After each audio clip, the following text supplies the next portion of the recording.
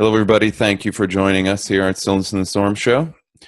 I am Justin, and we have our guest this week, Jeremy McDonald. And for those who don't know, Jeremy recently joined Stillness in the Storm. He's actually the managing editor, and he's been doing a whole lot of other projects. So good to have him here. Welcome, Jeremy. Hey, Justin. Thanks for having me, and it's been great joining Stillness in the Storm in the past few months, and just excited to be here, and especially based on the circumstances I've been through the past couple days. But it's been definitely fun. So. Yeah, well, let's address that right away because I'm sure people are wondering, why is Jeremy doing an interview in the car? Well, there's a reason why. So let the people know what you've been dealing with. So I live in Florida, and I live in the Tampa Bay area, and as most people know, the Hurricane Irma was heading towards Tampa, so I evacuated over to Daytona Beach. Went over there, power went out of the house. We drove over here. My house has power, but no internet, and a good majority of St. Petersburg, Largo, Clearwater is without power. And I found a little coffee shop with power and internet, so I could do this show, but I didn't want to sit in a coffee shop with a bunch of loud music around me, so I went and sat in the car, jumping off their internet.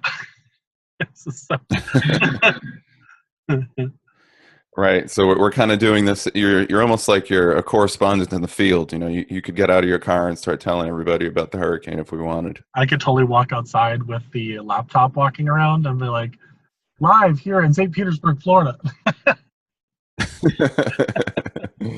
Exactly. So we'll do that a little bit. Did you feel like the hurricane was as bad as reported? No, I don't. I mean, it definitely was a hurricane. I was tracking it on windy.com and ventusky.com, even when it was in Puerto Rico, and the wind speeds that they were saying on the news were not nearly as bad as what they were showing real time in Ventusky and windy.com. They were still bad. Mm-hmm. And there were 150, 120 mile an hour winds, but they were saying 185, category 5 hurricane. And even when it was hitting Puerto Rico, it was only hitting at about 60, 70 mile an hour winds, the wind gusts. I mean, they were saying, and it was about 60 to 70 mile an hour winds in Tampa. Some points it was about 100 mile an hour winds. So it definitely was a hurricane, just not to the extent that they wanted to make it out to be. And yeah, is there things going on here? It just makes me, well, I don't have any proof to validate that, but it is not as bad as it looks on the news.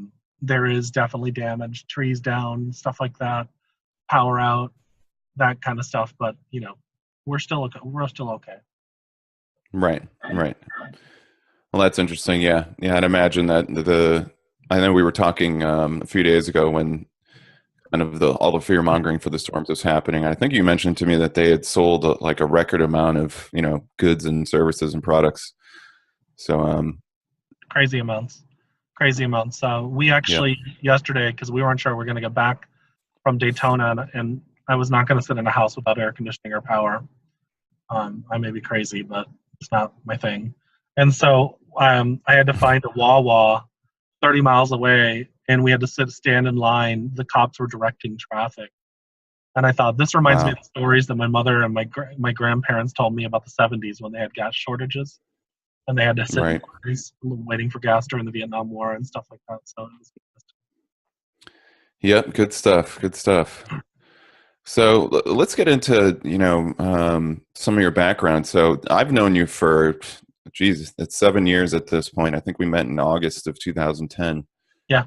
And I was just going through the intensity of my wake up experience, and I know it was kind of pretty synchronistic that I met you right at that time that I was going through a lot in my awakening. So let's talk a little bit about like what was your early experiences in truth and awakening. Was your awakening a kind of a major event that happened in your life, or was it something like a slow transition for you?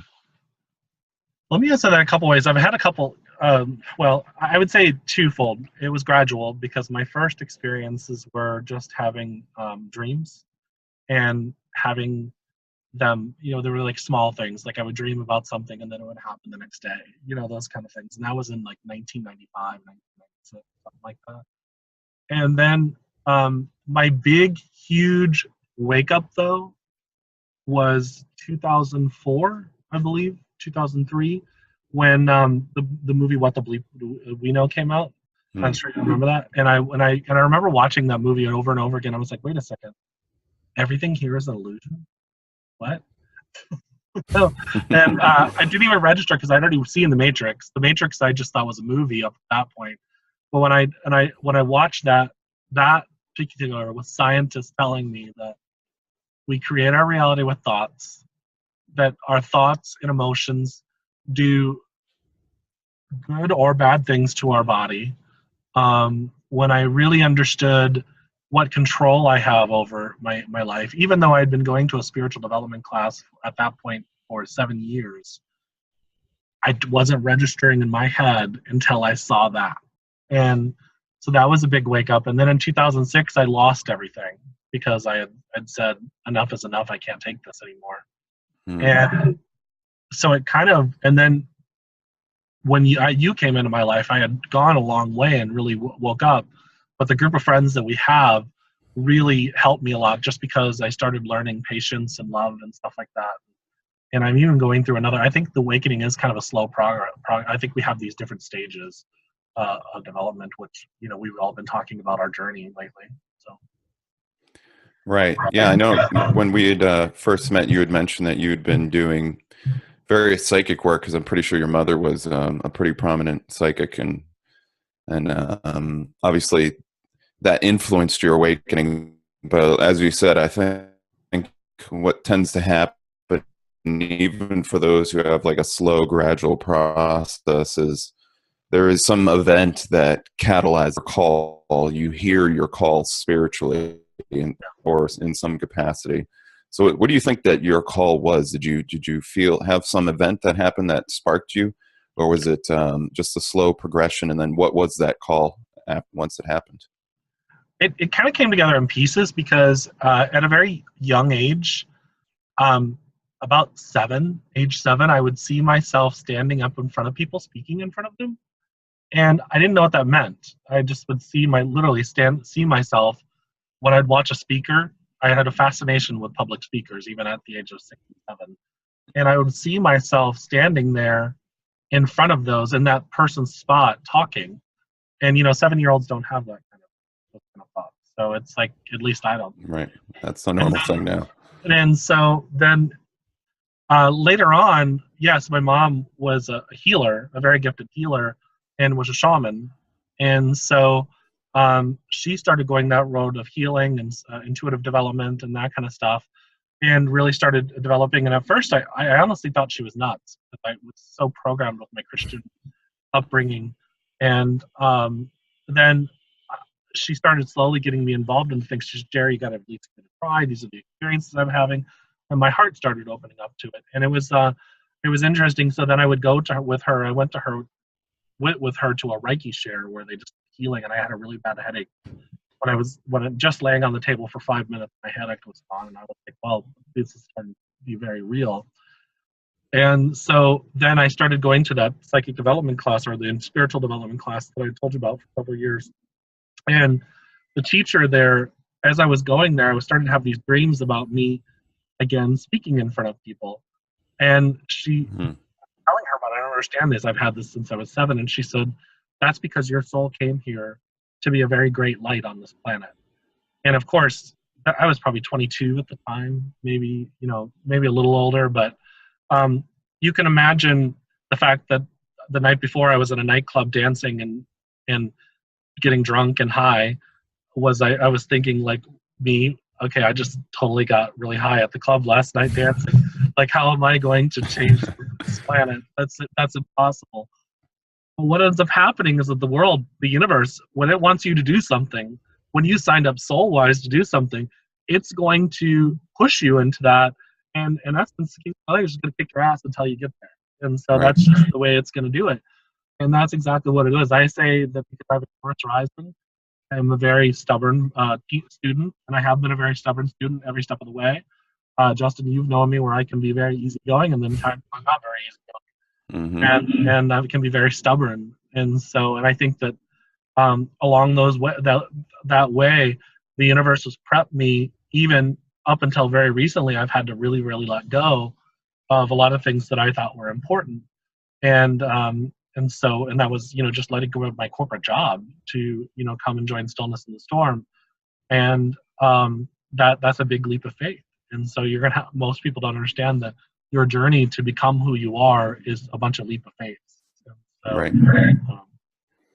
Yeah, I think there's a lot of commonality in a lot of people's experience in that regard. I mean, I know for myself, when I started my awakening experience, it was kind of a letting go. You do have this kind of conscious death phenomenon that happens where your old life starts to butt up against your new life, and they're kind of fighting with each other. And then you have to make a decision. Okay, well, am I going to embrace this new path that is being illuminated in front of me, or am I going to kind of just continue on where you're going? And for a lot of people, I think it is an awakening event that is trending towards a better way of life, even though in the beginning it doesn't necessarily seem that way. So would you say that since that time that you have lived a more fulfilled life and feel like you're doing more of what your calling is?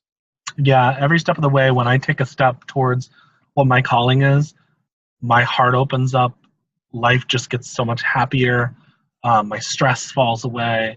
I get to this point where when things come where I need to look at them, it's a lot easier because I recognize it, because it doesn't correlate with what I'm feeling most of the time. And, it's like, and you understand this too, because you've had this happen to yourself, flow just starts happening. And so why? Because our heart's open, and we're not bogged down with having to manage other people's opinions. You can casually talk to each other, and so and you can recognize and practice self-awareness, because we're not worried about what our boss thinks, what everybody else thinks, and all that. Right. Because you're following your passion. Your passion literally guides you every step of the way, and it's something that when people realize that and take that leap of faith, life is going to really change. Sorry, I'm just watching them put all the chairs up on here. Yeah, definitely. All right. Well, I know you have a lot of energy background. I know your work. You do a lot of energy work in general. So could you describe a little bit of what that is? Yeah, so I'm, of course, modality-wise, I'm a theta practitioner and a Reiki master.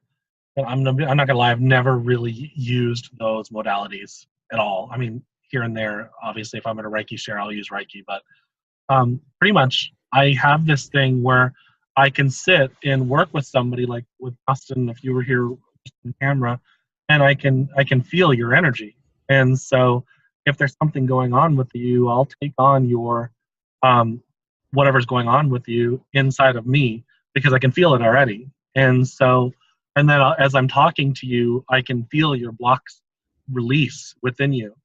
And the thing is, most people don't understand, is that we're mirrors of each other. So if I'm a mirror of you, if you come into my field for me to work on you as a healer, chances are 95% of the time I need that healing as well.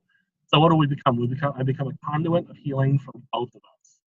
And so what I do is that, because I'm aware of it, I'm aware of what we're working on, and you come to me as a person to help you.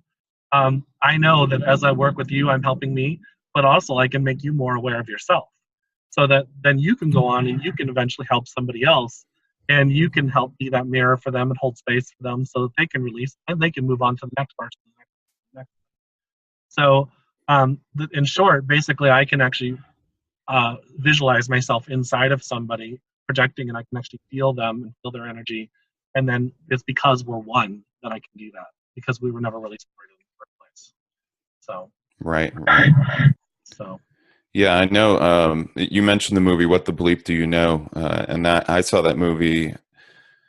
Oh, geez, I think I saw it in 2008, and it was pretty catalyzing for me. Although it didn't have the same awakening effect that it had on you. But one thing that I kind of noticed from that movie, which essentially describes, as Jeremy was saying, for those who haven't seen it, it describes how that consciousness is kind of like at the foundation of our reality, and we've been led to believe through various scientific philosophies that we live in a material world, but that's not really the case. Consciousness is the thing that comes before. It's a priori to materialism. So what that means is that working on our energy and working on and recognizing the fact that really our thoughts create reality and our choices affect reality, and we live in a kind of aggregate virtual reality, for lack of a better term, wherein all of us together, all of the various points of consciousness work together to manifest this collective reality. It made me realize that what I do with myself and my own personal life and then helping to lift other people up was really important. So one of the things that really that resonated with me when I met you, and as we got to know each other more, is that you're really all about personal empowerment, and not just showing people that these energy tools exist, or that there's various ascended masters or whatever topic we're working on, but it's always in the way that you described it. It's always in relation to yourself, how you're going to grow as a person. So do you think that, given the insanity of our world right now and that there's so much happening, do you think that self-mastery and developing yourself and your own faculties is really important, not just for a fulfilled life, but for the work we're doing? I think that's actually vital. You have to understand that. As one of the reasons why, probably a couple years ago, a couple years before I met you, I'd studied a good majority of the things that I know you study and that your work has been on with Stillness in the Storm. And I had decided at that point that I understood there was bad things in this world and there was evil in this world. My job, my sole purpose, was to empower people so that they could become aware of who they were. Because I knew for a fact an empowered individual could never be controlled if they were self-aware, if they were self-mastered, and if they understood their own self-mastery, as I know you put it, then they would understand their own light. And light is truth. It is not what most people think it is. Light is truth. And in truth, we can never be overpowered by darkness or lies. And so, with that being said, I made that my life's work, and that's what became my purpose. And so it was interesting when you and our group of friends came along. It was a way for me to practice everything I believed in, and so because I had to love my friends and speak the truth sometimes, even when they didn't want to hear it, and I remember sometimes, friends getting mad at me, because you remember when you first met me, you were like, "You get people mad at you all the time," and I'm like, "Well," Oh, yeah. and it's not because I want to; it's because I really love people, and I want to see them not just happy but not manipulated, and Sure. and I want them to see them empowered. And I think that's the importance of what our work is that if they don't understand that they have the right to be happy, they have the right to know the truth, they have the right to everything that they're wanting, but not because their mind has been manipulated into thinking they want it, because they truly want it in their heart. And if they understand all that, then all this deceit and these lies and things like that, they will not be here, because we are the masters of this world. We have dominion over this world. There are a group of people that make us think that we don't have dominion, but we do, and that's what they don't want to do. Right. Yeah. Well, that kind of brings me to the next question I was going to ask you, which is, what is the Lamplight Group? Because I think the Lamplight, describing this, it would help people understand how important developing self-empowerment for us as people, Justin and Jeremy, but also spreading that outwardly. So the Lamplight Group is an idea that, well, it's something that my mother and myself and our friend Daryl channeled probably 2002, 2003. And it was in 2006 when I lost literally everything. And I said, we're going to start this because I don't know what else to do other than to know when I need to start something. And it just grew into this kind of very organic group of people. Right now, I think there's about 45 people that refer to themselves as Lamplight Group members. And so those 45 people, their job is to be the lamp or the light of the world and to spread truth. And so I've ordained, or somebody else has ordained, them as ministers. Now, why did I ordain them as ministers? Because getting the minister certification allows them to counsel. It allows them to counsel without getting in trouble with the law, because they call it quote unquote spiritual counseling. It allows them to do hands-on healing. And under those guides, Lamplight Group is a ministry in a sense. Not the ministry that most of you guys would think when you think of Christian church or any type of church. It is not a religion. It is, I call it, if we want to call it a religious, if we're absolutely forced to call it a religion, I call it the religion of love. Why do I call it the religion of love? Because love is the fabric that destroys the illusion. Love breaks down the deceit. And most people think love is about being a tree hugger and going out and loving everything even when it's bad. No, love brings truth to what is not good. And when it does that, even for the people like the cabal, love brings truth to them, because there are people in the cabal that don't want to be there. They don't want to be a part of that existence. And because they are so shadowed with darkness and controlled with their own, whatever we want to refer to it, reptilian minds or whatever, they're not able to see anything. So what is the Lamplight Group? It is literally a spiritual light movement. And so that's what it's all about. And I have a woman that is up in Kentucky. She is very much a Christian. And she said, "Is that okay for me to be a Christian?" I'm like, yeah. She says, "Really?" I was like, "Yeah, you have the right to practice whatever it is you want to practice. Do it with compassion, love, synergy, understanding, with truth and justice, and then we'll be good." And so what does she do? She goes around marrying all the gay and lesbian people in Kentucky. The circuit courts won't marry them, or the clerk of the courts won't marry them. So is she spreading light and truth?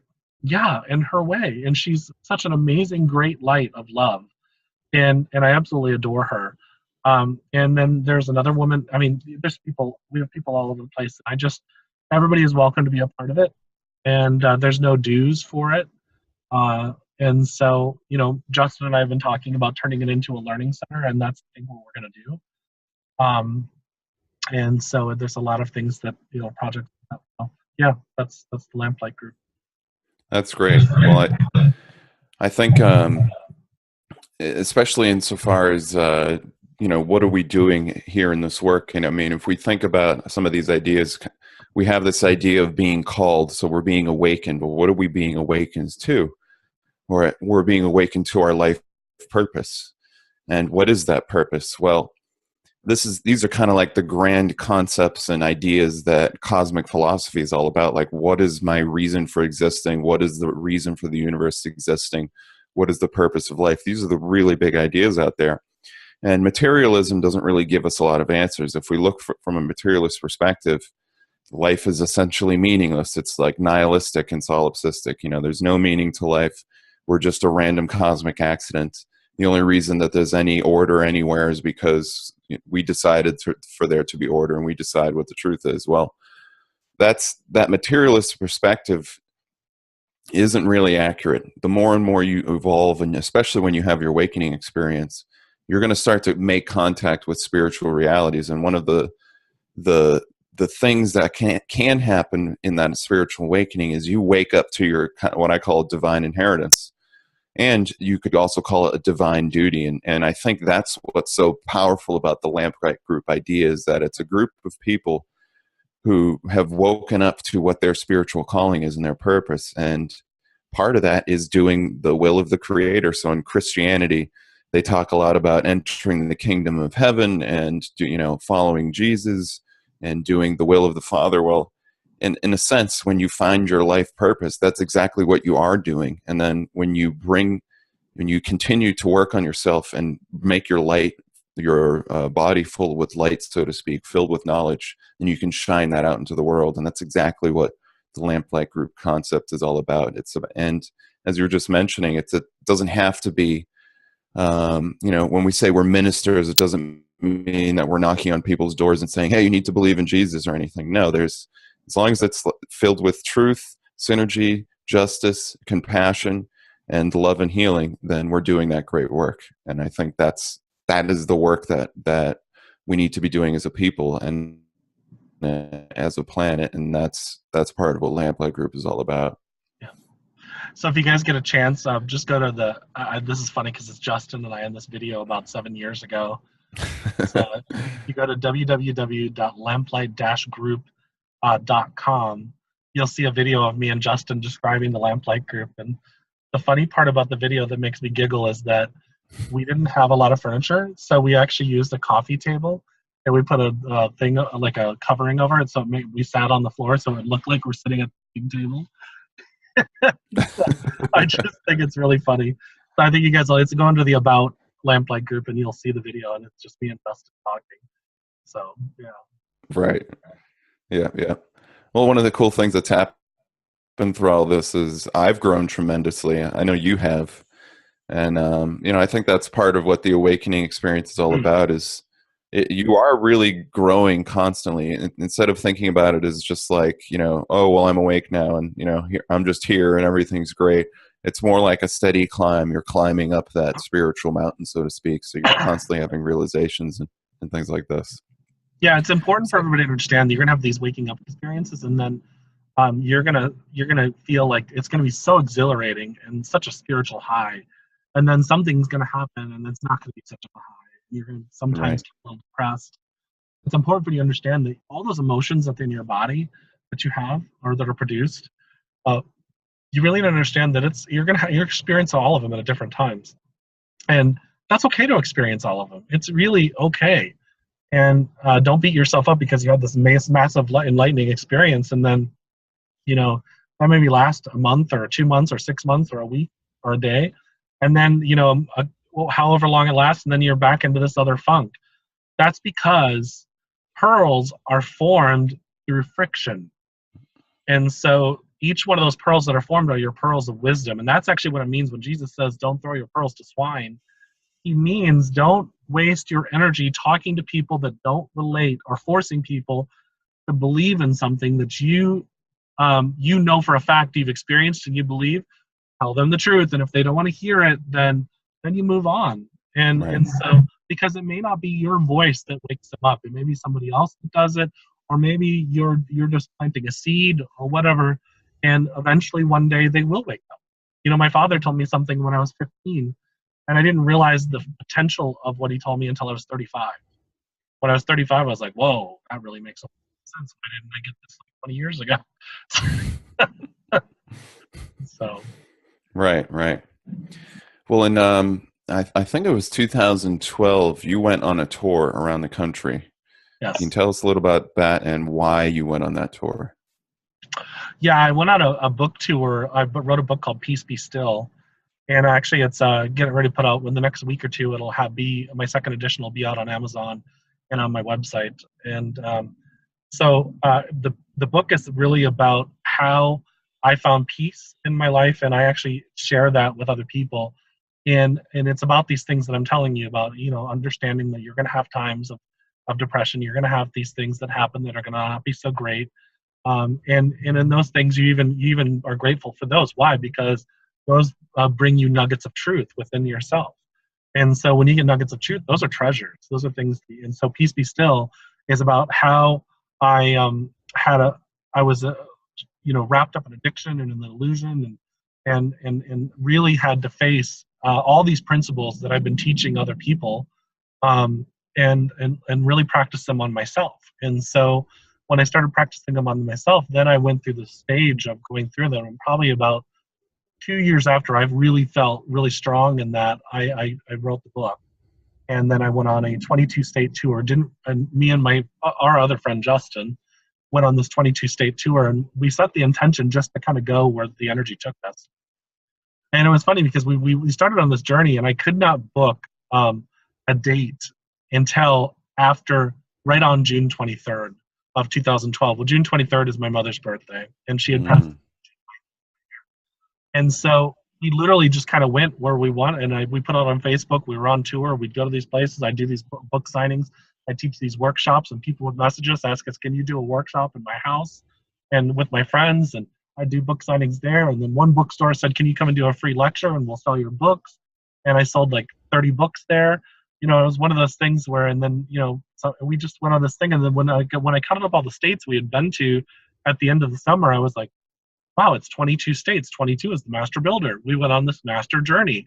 And so, and it was really powerful. If you allow yourself to go into the flow, you'll have these very profound awakening experiences. So that was a huge awakening.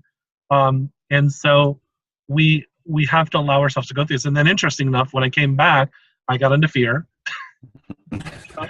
And then Justin and Julian and I ended up becoming roommates, which was perfect because that's when they started Stillness in the Storm. Yep. And it was everything happens for a reason, and we're put where we need to be when we need to be there. Precisely.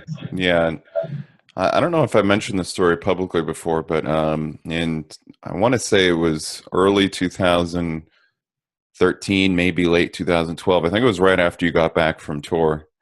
You were mentioning, I think you were going to start your radio show again on Blog Talk. And you'd been doing it for a while. And, Julian and I were really deep in our research and doing all sorts of things. And you had said, hey, you guys should start a radio show. And we're like, I don't know. We're not good enough to do a radio show, Jeremy. Why would anybody care about our opinions? And and then, March of that year, 2013, we started Stillness in the Storm radio show. And later on, a few months later in July, we started the blog, and the rest is history. So, but what was really inspiring for me is that, and in my life, you've kind of been the one to be like, hey, you can do this. You should just start it. Don't worry about it being perfect, because as you know, Jeremy, I kind of can be a perfectionist and like to have all my ducks in a row and things like this. And and you're a really good balance for me in this sense, because you're so free loving and open and in the moment and inspirational. So that was really good experience for myself, and you have that kind of power to help people and catalyze them. Thank you. Well, I'm glad I was there. And on the reciprocal part of that, what most people don't understand is that I am, even though I was a project manager and a trainer for 20 years, I am all over the place. So, and Justin is the one that say, hey, Jared, have you done the social media in the past couple days? I'm like, yeah. And so he's also the one that says, hey, Jared, I really, that's a great idea. Let's balance it out. And so it's in that sense, we make great partners on what we're doing. And it's been like that really since the beginning, and so, even when we were, some of the videos on the Lamplight Group YouTube, Justin would be like, well, let's flesh out that idea a little bit. I'm like, no, let's just go get the cameras right now and do it. And, it's so, sometimes it's good and sometimes it's not. And because my idea is just push and push and push. And so, and there is always times where you need to plan things out, because you can, one of the things I will tell you from my tour that I learned is when I was about a month into my tour, I was talking to my publicist, and she said, I could have booked some of these dates for you. I was doing it all on my own. And here I am, right. have a publicist, and she was like, and I was new to this. I was brand new into it, because I literally, my entire life, just thrown myself into things and learned them as I go.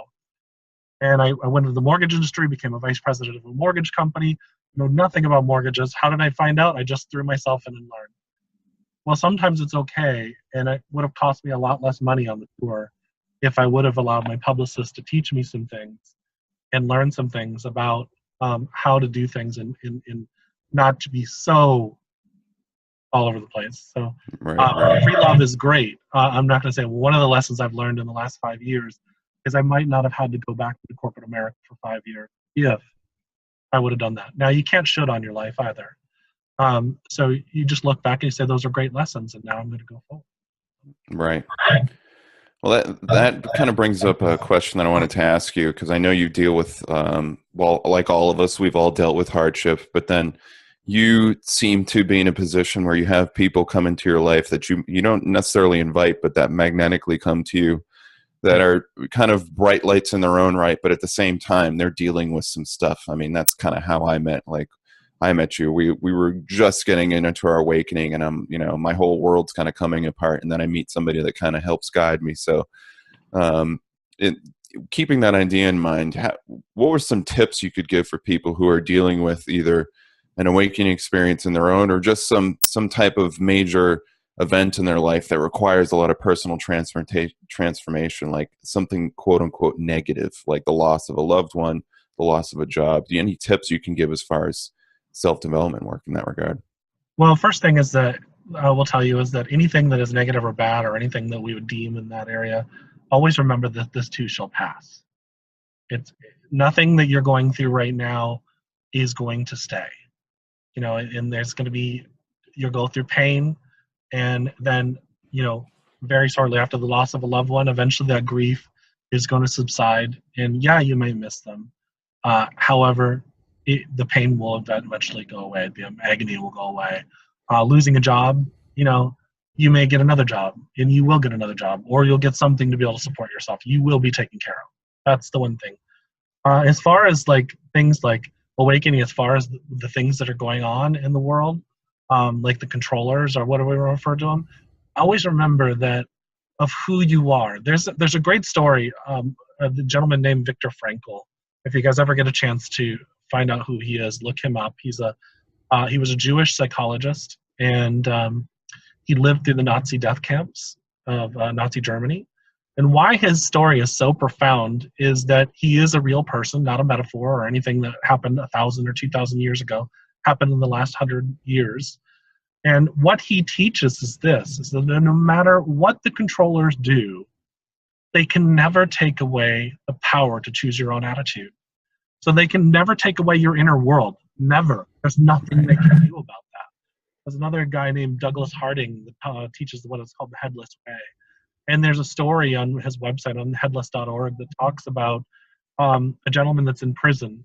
And what he learned in prison is this. He said, nothing that anybody will ever be able to do to me will take away my power to choose my own life.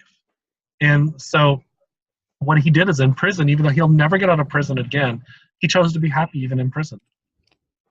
And so that's pretty extreme. And a little off topic here, but what I'm trying to get at is that whatever you're going through, it's going to end eventually, and you're going to find great happiness. You have it in you to do greatness, and there is something in you to do greatness, and that's everybody out there. Every single person on this planet has it within them to be great, and so you have to find that within yourself. So one of the things that happens in an awakening experience is we start looking at ourselves and saying, wow, I matter. And you do matter. Because there's something in most of us that says, oh, maybe I don't matter. There's that darkness within you, that shadow within you, that beast, or I call it my motherfucker sometimes, excuse my. And so why do I say those languages? Because I like to use extreme words because they relate to all of us. Because you would like to call that part of yourself, but that part of yourself wants you to love yourself. So that part of yourself that starts to feel despair, and through that, love it. And so what the awakening experience is all about is finally realizing who you are and loving all those aspects of yourself that you don't like and starting to like them and saying, hey, I did some pretty screwed up things in this lifetime, but those screwed up things got me to this point.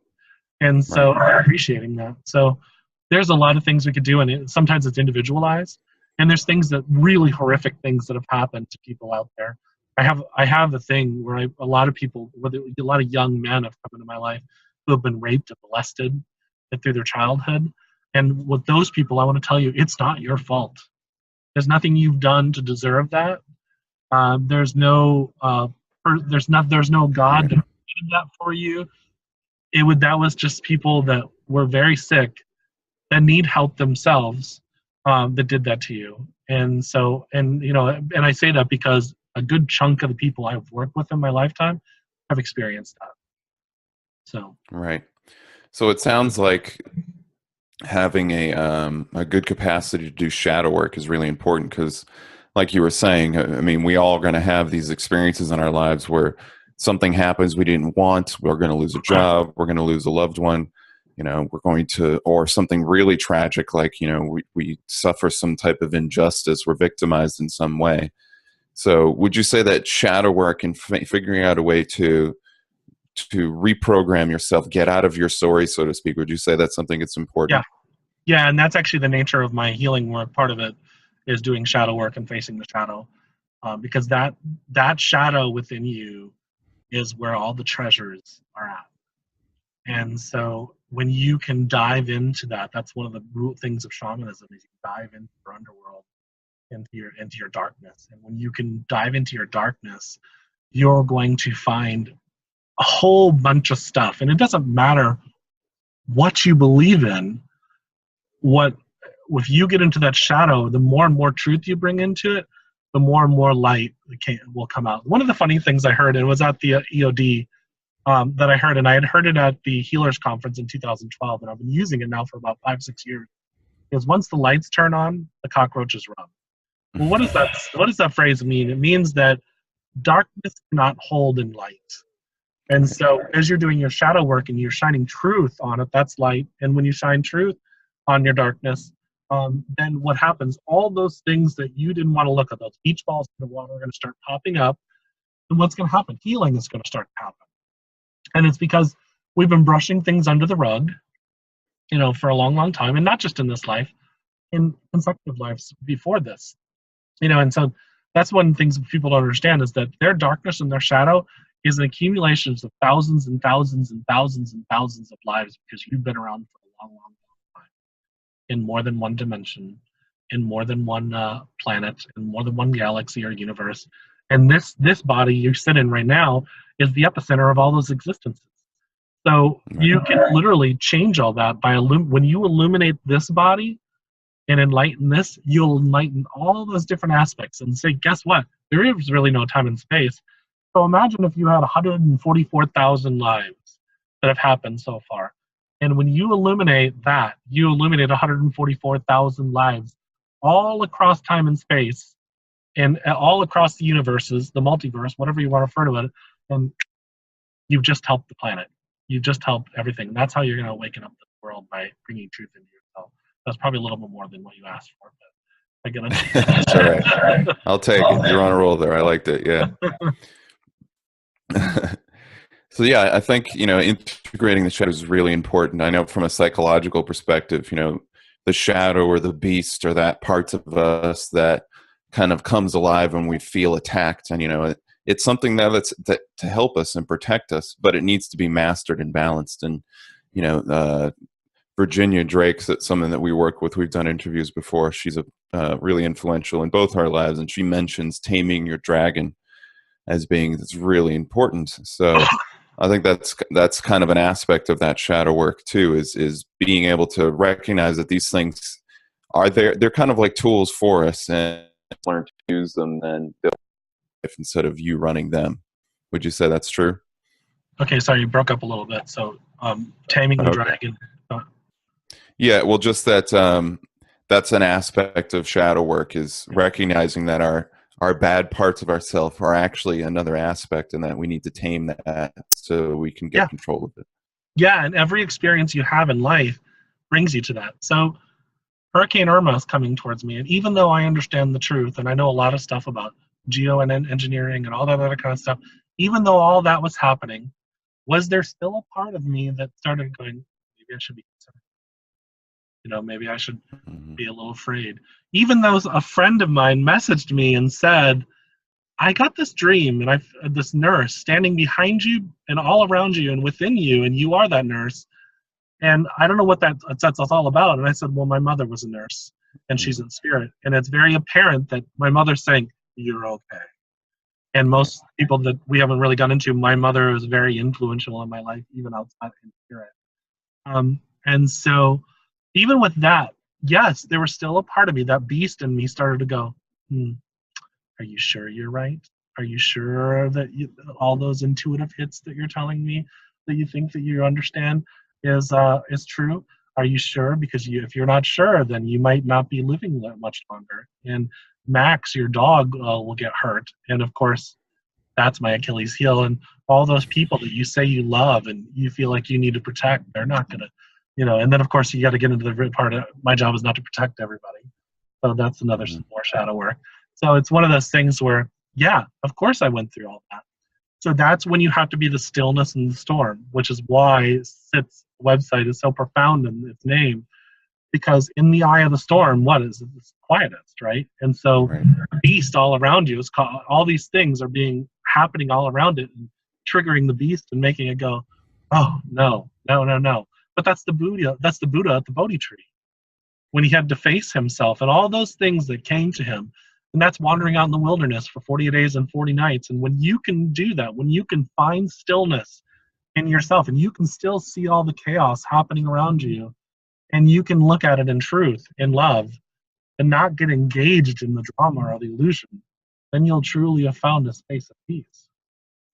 And that's a good thing. Precisely. And is that kind of what we briefly mentioned your book, but let me go back and ask now, is that kind of what the theme of your book, Peace Be Still, is all about? Peace be still. Yeah, the stillness in the storm. So, and the beast, taming that beast within you so that even though it comes up, you can say, get in the back seat. No, no. Right. And you can say, and then because it loves you and trusts you so much, it says to itself, I trust you and I will work with you. Right. So, Yeah. and that, if you can get that, that's what peace be still in the Bible itself. Peace be still, and for know that I am God. And what is this consciousness saying? It's saying, don't worry about it. You're good. I know what's happening. I see what's happening. Peace be still, because know who you are. And so even though that little beast ugly head wants to rear itself up, you can say, whoa, wait a second. No, I don't have to get all wrapped up in this. And so there's a lot of things that are going to happen. And as you step more into your light, guess what? People are going to leave your life. There are going to be people that attack you.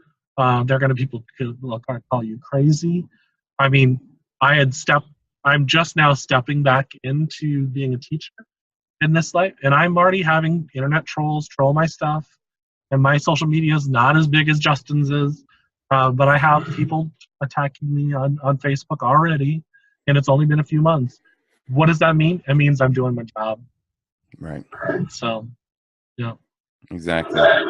Well, I know in my own experience, and I'm sure you can share this as well, is that as you do the work, I mean, if we're sharing the truth with the ideas that we're trying to shine our light, the wisdom that we have gathered through life out into the world, well, that light, as you mentioned, in terms of cockroaches, it's going to be triggering for some people. I mean, the truth is belligerent. It doesn't really care what we believe. As soon as a true idea has entered our mind, it's like we can't get it out of our heads now. So when we share this experience, these experiences of truth and light with others, something that we've talked about a lot, I know, is doing so with compassion. So is there any advice or tips or experiences maybe you could share about sharing some of this light with other people and how to do that maybe in a way that is helpful and beneficial?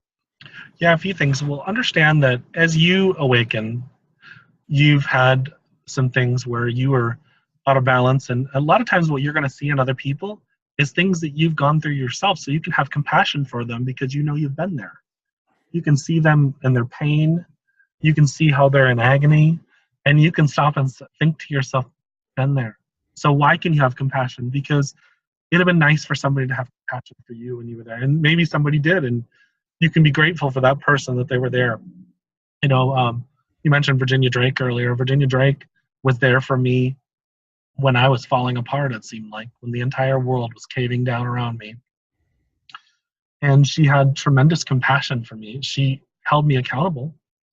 But it's something that you can have a lot of compassion. So those internet trolls or those people that attack you on social media, even if they're paid ones, they're not awake.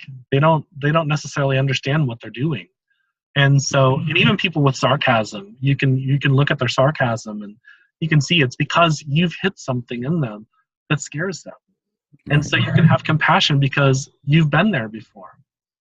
One of the things I will share with people too is that there's a technique that I use a lot, and Justin knows that I can be quite sarcastic at times. Then I have to stop before I respond to something. This is the key thing. Your sarcasm and all that thing is going to flare up inside of you. Self-awareness is about changing the story before it outwardly projects. I hope that makes sense to everybody. So, around Justin, I can say it because Justin knows I'm kidding, and it's not going to go out in the world. But what I want you to understand is this. There's a technique called a negative assertion. And what does negative assertion do? It does this. It says you agree to any truth, you agree to any potential truth, and you agree to any perceived truth. Why do you do that? Because especially if somebody's aggressively attacking you with very aggressive tactics, why you do that is because it kills any type of aggression with compassion. So why is that important? So if I say, you're right, of course, I'm so sorry that I did do that. I apologize for, me doing that and causing any hurt or anxiety or any anguish to you. And what does it do? Their fire that's in them, that all those emotions are built up. They're like, oh, well, they'll probably say, oh, I don't apologize. He goes, yeah, I'm very sorry. And then you move on from there. Now, you agree with any potential truth because even if it's something that you're not even 100% sure of and you see it, or maybe you've posted it on there and, you didn't check for your facts, whatever. I'm just talking about social media, but this will work any part of your life. You'd say, oh, I'm sorry, I'm sorry that, that you could be right. And so, and you could be right. Let me look into that and I'll check and see. And then, well, you need to check your facts more. And you could say, yeah, that's you could be right on that as well. So sorry if I posted the wrong thing. And what does that do? That admits the fact that you're not 100% sure, and then you're moved forward. So, and when this principle comes down to that there is no true right or wrong. Where the navigating and being compassionate for where somebody is at is to say, hey, guess what? I am so sorry for your feelings. It doesn't necessarily make them right or wrong, or you right or wrong. It's just saying, let's let it go. And so then the third one is to agree with any perceived truth. So here's something that's people need to understand. So my truth and my perception is built by the conditioning of how I was raised and the life experience I've had built up to this point. So yes, we get triggered, and those are what are called hot buttons on us. So if you understand that you have these buttons within you, and then you push those buttons and you start to have this outward reaction, then you already know that you're being triggered. So there's a perceived truth that you have happening right in that moment. So so the same thing happens with other people. So if you agree with and apologize for any perceived truth, I'm so sorry that you see it that way. That was not my intention. So that they can start to change that within themselves. I'm going through that experience right now, and Justin's aware of the experience where I apologize for a perceived truth, and I'm just now getting a response back almost 2 months later. And it's because there's healing that's happening. Now, it doesn't matter where that goes or how it happened. In the interactions with people, communication and interactions with people are dynamic. So what you need to understand is that because it's dynamic, it's constant moving parts and constant moving motion. So there is no one-stop way of doing things. You have to understand that it's dynamic. If you understand that it's dynamic, and you feel within yourself and understand and give compassion to people and to yourself, by the way, then you're going to change a lot. You're going to be seen as somebody that is patient and understanding, and also is truthful. Because there's a difference between patient. There's people that are patient, understanding, and internalizing everything, and you can see the fume, just literally boiling up. So. Exactly. Well, yeah. I mean, that was some great advice to give. I know I've used all of those methods, and the negative assertion, the idea of basically when somebody comes, especially online, they're likely trying to trigger you instead of actually have like a real conversation. Yeah. So instead of responding to what they're saying by rejecting it and denying it and be like, well, you don't know what you're talking about, I do, and you're wrong, blah, blah, blah. You just take it on for granted. You be humble and say, hey, listen, maybe you're right. Please tell me more. I'd like to know more. I use this all the time. And I mean, the reality is I don't know everything. Maybe this person, even though they're all triggered and they're trying to piss me off, maybe they actually do have something to share with me that could be valuable. So being able to recognize that, it's really important. And it's okay that they're trying to trigger you, because it's something in you that hits you and maybe you go, wait a second, let me pay attention. Let me listen. There's another technique called verbal fogging too. And I wanted to address this really quick. Verbal fogging is I want you to imagine if you're driving down a road or an interstate and there's a bunch of fog, you can't see much very far in front of you. So you have to be careful, right? So what happens in verbal fogging is what you do is you continue to state the truth over and over and over again. And you say, and it's when you can't budge from that. Let's say that you did a business transaction with somebody and it's complete. And there's nothing you can do to fix it, really. It's just done. So what you do is you continue to say, I'm so sorry that this happened. I apologize that, whatever it is that they're upset about. And this you say what you can do, and you go on from there. And what you can do is the only thing you can do. And so, and you keep on repeating that over and over again. What happens is that in their anger, because some people get so beyond in anger, and they're so triggered that they don't know where to go with that. So the verbal fogging gets them almost in this cloud of they don't know what to do, and so they start to shut down, and their voice will start to go down. The other thing is there's a thing called mirroring, verbal mirroring. So what happens is when you're talking to somebody and they're screaming at you, if you lower your voice, they will match you. And if you respond with compassion, they're going to match you. So what Justin's talking about, well, tell me more about that. What he's saying is that when he starts to do that, you can even see on social media that people start to calm down. They'll like, oh, well, what I wanted to say was this. And what are they doing? They start to calm down because Justin has responded with anger. So the mirroring happens. If Justin would have responded with, you jerk, what are you doing? I know I'm right. Then it would have been like two mules tied together, two asses tied together, trying to pull away from each other. And so what will end up happening is that I stole that one from Sherry. That's a good one. So basically what happens is that if you understand mirroring and you bring your energy down into a heart level, they're going to have to match you. And the fogging, what it does is it gets them confused so that you can mirror them and bring them down into their heart. So it's right. A powerful tool. And where did I learn that? 21 years of being a call center trainer. So well, there you go. It just goes to show you that there's gems of where, and instead of being like from corporate America, therefore there's nothing for it to teach me, it actually is very valuable for you. Yeah. If you can just learn how to unpack it and use it in your own way, and I think that's really important. That you could even call it like a stillness in the storm practice, in the sense that when all these people are raging and being really upset and triggered, and they're usually not rational, from a psychological perspective, when somebody's triggered, they're usually in some kind of an altered state. They're trying to live out some type of control drama because they feel disempowered and they feel disillusioned. And then if you feed that, then if somebody's really reactionary and you're like, yeah, you're an idiot, you don't know, then it actually feeds the control drama. But when you respond with love and compassion, then they kind of get out of that altered state. They get more rational. They get more holistic in consciousness. And then we can do the great work that we're here to do, which is, restore the human family and be non-combative. So. Yeah. And interesting enough, if you guys are stuck, I don't want to say stuck, that's a bad choice of words. If you're in a corporate job right now, find the treasure within it. And the other interesting thing is that probably about 2009, I gotten a job on the phones, and I'd been a trainer or a manager for years. And I was like, oh man, I'm on the phones again. Well, what I found is this. I was like, well, let's practice all these principles about self-awareness. So if you want to find enlightenment in your life, become a call center agent. Now people say, well, how is that possible? Because you get to be the Buddha at the Bodhi tree. And so you exactly what Justin was just talking about. You'll get screamed at, yelled at, and everything else, so you're going to get triggered all day long.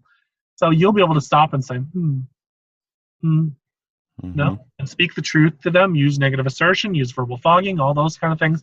And even if you're not in a call center job, any type of job where you're interacting with people, you'll be able to respond with compassion and love. And so, and honestly, I was talking with Adrienne, and her corporate job did the same thing for me as it trained me. Most people don't know I was a really shy kid. I mean, a very shy, very timid, all wrapped up in fear, afraid to talk to people, all that kind of stuff. And now I've got to the point where I'm okay with talking with people. I choose to be quiet sometimes. Why do I choose to be quiet sometimes? Because it's okay to be quiet and listen. Right. And so, but what I want you to understand is that what corporate America did for me, it paid thousands and thousands of dollars to teach me how to speak in front of people. It taught me how to get out of my shell. I had Mhm. great push me, just like I push other people, that said, you can do it, you can believe in yourself. And so, am I not am I not grateful for my corporate jobs? No. It paid for my college. It paid for tons of stuff in my life that, you know, most people don't get the opportunity to. I've flown all over the country, and I'm very grateful for that. So see the positives. You're there for a reason. Everything happens exactly the way it's supposed to. Divine timing and Precisely. Yeah, that's something we've talked about a lot before. Is that that, and I've mentioned it, is that nothing's really wasted in the universe, and all of your experience in life is really kind of guiding you. It has wisdom to offer you if you have the right perspective in mind. yeah, So, if you feel like, man, this isn't the job for me and I'm just wasting my time in my life and I'm just spinning in circles, I mean, it's gonna be really difficult for you to see anything of value at your job. But if yeah, you can spin it around and just have a little faith, to use that word, and faith in the fact that you're being placed in a position to learn something. If you can keep that idea in mind, what does this experience have to teach me? What can I use and learn and grow from this? What can I practice as far as a spiritual principle that could help give me some type of mastery? I mean, that's when I started to work at corporate America in 2011, when I was working for AOL. I did not want to work there. I'm sure you remember, I was like, all right, Jeremy, I'm awake now. We're going to go and live on the land somewhere. We're going to not use money. Well, that didn't work out the way I thought. And I had to go back and get a job at corporate America at a call center, dealing with people who were all upset all the time for the most part. And then one of the things I did when I started the job is I said, you know what, instead of trying to figure out a way to hate this job more and more every day, I'm going to do the reverse. Every day I'm going to find something beneficial that I could like about the job at a personal level, but then look from a spiritual perspective. What is this teaching me spiritually? And when I did that, wow, I was not only was I able to feel good about being at the job, but I was able to learn and actually progress spiritually, even while working in corporate America. I mean, if that isn't encouraging for life experience in general, I mean, just think about that for a minute. You have the ability to spiritually develop and grow literally almost anywhere you could think of, no matter what your situation is. And I think that's part of that work, that energy that you brought for me, Jeremy, especially when I first met you, is that there's no experience that you can't have that could be useful and inspiring to you if you're willing to think about it that way. yeah. And look at where you've come. I mean, like, good Lord. When I saw you speak at EOD, I was like, and I've been bragging about you ever since then. I'm like, oh my God, you guys should have seen him. It's amazing. So, Yeah, yeah. it's been great. And how did it go? Don't let your root chakra. I don't remember. That was just fun. Right. You have to see the video for that one, to Yeah, be you're gonna watch released the soon. EOD video.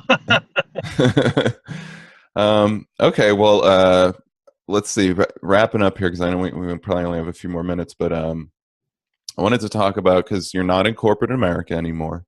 And did you want to maybe share a little bit of what that transition has been like for you into Stillness in the Storm? What's interesting is I've had to overcome some programming that have been going on, and getting up and doing things right when they're supposed to, right at this time, and getting up at 8 o'clock and stuff like that. And I know every day I have a certain amount of work to get done that I'm responsible for. And so the point is to get that work done, and then in the realm of that day, I get to do all my creative stuff as well. And so, that wasn't necessarily there in corporate America, because you're very regimented on what you have to do. So when you understand your responsibilities and how they're supposed to and why they're supposed to be done, because there's some times where Justin's had to call me up and say, "Hey, I want you to understand the reason why this has to be done." And so those are things that most corporate jobs, I'm not going to say all of them, there are bosses out there that are really good about this kind of stuff, but that transition has been changing my mindset of being on this structure of 9 to 5, I guess we'll just call it that. And that's been different, and not having to put on a tie anymore, but more, it's been also self-discipline. Like, if you want to be self-employed, you're going to have to learn to self-discipline yourself. And not just for the stuff I do for SITS and the work that Justin and I are working on, but my own stuff. Right. There's projects that I have sitting here, and one of the blessings of the hurricane is I wrote an entire outline for a Udemy course I've been thinking about for a long, long time. And I've been talking with Justin about for probably 6 years about setting priorities and the reason why we do them through intentions and energy. And so I wrote out that entire outline and did some research on my phone because I didn't necessarily have the ability to go on with anything else. Right. But why do we, that transition in itself is self-discipline and changing the paradigm of the program. That's something that most of us are going to have to look at as we transition out into different things. And more into what I call flow. And flow between the people you work with is a lot different, and I think that you and I have developed just in the past few months some really, well, you'd already developed relationships. The relationship between you and I has become a lot stronger even in our friendship. It was strong before, but now it's really gotten strong. And now we're developing relationships with, Teresa and Gordon and many other people. And it just seems like we flow together, and even the big group call that Shem is doing, that really seemed to flow the other day. It was really on point. So. Yeah, definitely. Well, I think there's, if I think about the awakening, it seems like, from my observation, that it's been very individual for many years. There's been, even before the internet. I mean, I wasn't awake at that time, but people have told me through their experiences that, this is a time, that was a time when there was no internet. There was no way to contact people really. To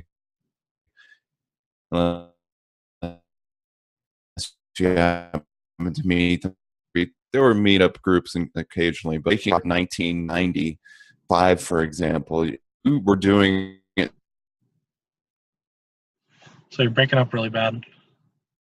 It's been around for about 25 years now, and we're starting to meet up and come together. I think what's happening is that all of the lamplighters, all of the people that have done the self work, that are on the path of self mastery, trying to humble themselves more with the truth, are now starting to gather together, and kind of a little mind gravity is happening. We're all starting to magnetically come together with each other. And that's really something I noticed at the Eclipse of Disclosure conference. And I wanted to ask you about that. What was some experiences you could share from the Eclipse of Disclosure conference? So let me just say something really quick. This is really kind of cool because I honestly really wanted to go to Mount Shasta. And Justin is the reason why I was in Mount Shasta. So that I'm super grateful for Justin. And so let me just explain to you the other thing. I did not have a very solid understanding of the Secret Space program. And I'm very okay with admitting that I did not know a lot about Corey Good and stuff like that. But what I will tell you is when I met Corey Good, because I can feel people's energy, I felt a very compassionate man, very strong in energy. And I also saw a lot of amazing people as a result of that. So this group, whether I understand the Secret Space program, I understand it a lot more now after going to EOD. But what I do know more than anything is I found a group of people that are full of energy and light. And so that's what is important to me. And these people are empowered, and they are millennials, a lot of them. Not all of them. A lot of them are Generation Xers like I am, and Justin are, I think Generation X, I believe you are. And then going into, there were baby boomers there. What I saw is a community coming together, and I have never seen that before. I've been to some pretty amazing conferences and some pretty amazing things. I've been a keynote speaker at some of them. But I have never seen something where a group of people, and I remember sitting in the car, because I was driving in the car from Reading to Mount Shasta, and the lady that drove me, I said, well, how many people do you guys have? She goes, about 250 people have bought tickets so far, and we probably ended up with 500-600 people there. I want you to understand how profound that is. 500-600 people into Mount Shasta. And Mount Shasta is not easy to get to, by the way. You have to go and get there by airport and then drive about an hour and a half to 2 hours away. And so there's people from Germany, and I think Justin met people from South Africa, or from Africa. There was people from Australia there. I have never seen anything like that. And people just talking and becoming community, and everybody welcoming, and even the speakers. I mean, a lot of times speakers try to be away from the crowd when they're not speaking. No, they were intermingling with the people. It was a community that was built, and then it ended. The greatest thing I heard out of the entire weekend was Corey to say, "I don't want this to be the Corey show. I want this to be about the community." Sold me right there. Right. And Yep. his intention was community, and exactly what happened, community. So, Right. Yeah, exactly. And that wasn't even a comment he made in public. That was just something he said to you off the side. So it's not like he had any PR yeah, get the gain in making a comment like that. So absolutely. so yeah, I think one of the things that I got out of the experience as well is that there really is this core pure intention for a lot of people there that they want to start to do the work, and they're now willing, or at least some of us are willing, to let go of, you know, our egocentric kind of views of what we think about it, is a little bit more open, in flow, to use your terms, with each other.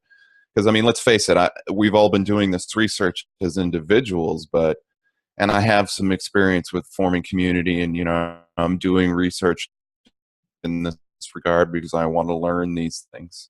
But you know, I'm not a professional community builder. I don't know if anybody is. We all have to get together and talk to each other and get to know each other and do the work, the shadow work that comes from that, and to form that core group. But when we do that, and we're doing it in fellowship and love and trust, I mean, we can do some amazing things. And that's kind of why I wanted to leave us with the interview here, is that we've had some amazing creative discussions. Me and you, Jeremy, we've had me, you, Lisa, Jordan, Corey, lots of people. So we've got lots of big plans for the future. And but what are some of your intentions? What do you want to bring forward as time goes on, later this year, maybe next year, as far as some projects and things you have going? Well, I have the Udemy course that I'm working on right now, and I'm working on some things with you and Teresa and Gordon that haven't fully, how do I say it, developed. So I don't necessarily want to talk about them right just a second. But Sure. and so my goal is to get my book done. But I think what I foresee happening in the next year, into next year, I see this community coming together again. And so there's so much intentions of the people there and the leaders talking on a regular basis. There's no way that this is not going to come together. And right now we're still in the buzz of the energy of Mount Shasta. However, and there's people that haven't arrived yet that will be there, and they're weren't even at Mount Shasta, because they're going to see the energy that was built. So as far as my own personal projects, my book and the work with SITS and getting some webinars going and building more community like we've been talking about, intuitively, I don't even have to be intuitive. It doesn't take rocket science to figure this one out. This community will get even bigger and greater. And so I could really see us going to different parts of the country and the world, filling light and doing exactly what you and I talked about in 2010. And I see that happening within the next year. There's at least the beginnings of it. And so, and it's not like people are talking about it now. It's actually like, I really feel like people are engaged in the process and they're wanting to do it. I mean, when we've got people wanting to start radio shows and get out there and develop and really jumping on board and helping each other, that's significant. So, you know, I really see a big stuff happening. Nice. Yeah. Yeah, I know that I'm really looking forward to doing more. I'm really looking forward to doing more teaching work with you, because we've been talking a lot about, you know, how do we give these tools that we've been learning and how to use in our own lives, how do we give this to the people and start improving each other? So we're going to, like you said, we have some webinars that we're going to work on. We're going to continue to do interviews like this. The Stillness in the Storm show is back for the time being. And we're going to do more educational work. I think for a long time now, the awakening has been about, you know, you find that expert and then the expert kind of keeps their secrets close knit they'll drip you a little bit here and there. But we need to expand that a little bit more. We need to be more about sharing these tools with others, and I think that's something that we'll probably be working on more as time goes on here. Absolutely, definitely going to happen.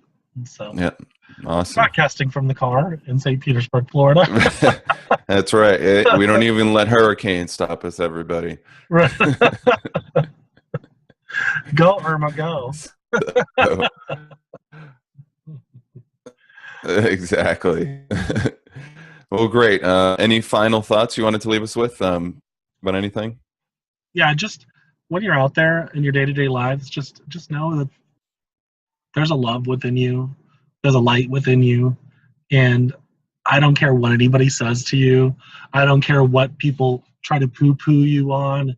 I've been called an idiot before. I was just recently called delusional. I thought that was actually kind of a compliment in some ways.